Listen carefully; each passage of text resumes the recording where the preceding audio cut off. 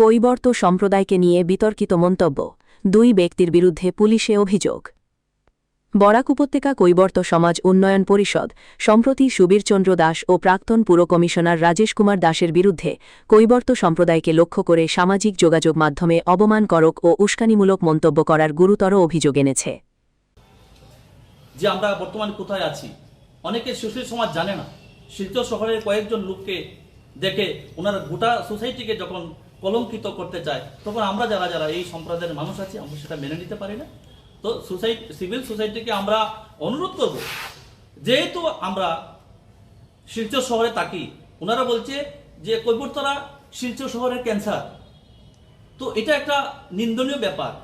যদি ওনারা আমাদের ভালো চিন্তা করতেন তো সুশীল সমাজ ওনারাও তো আমাদের শিক্ষাদীক্ষার জন্য এগিয়ে আসতেন, কিন্তু ওনারা তো কেউই শিক্ষাদীক্ষার জন্য এগিয়ে আসেনি। সুতরাং আমাদের চিন্তা আমরাই করব।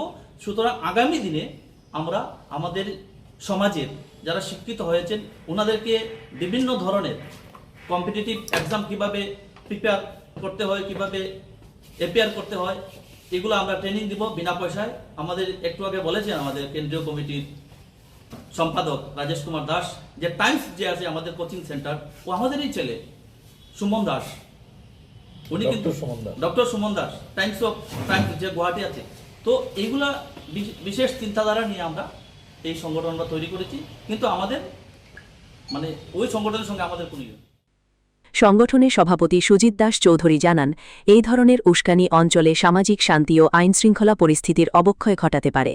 ভবিষ্যতে শহরের শান্তি ও সম্প্রীতি রক্ষা করতে পুলিশকে অবিলম্বে অভিযুক্তদের বিরুদ্ধে আইনি ব্যবস্থা নেয়ার দাবি জানানো হয়েছে।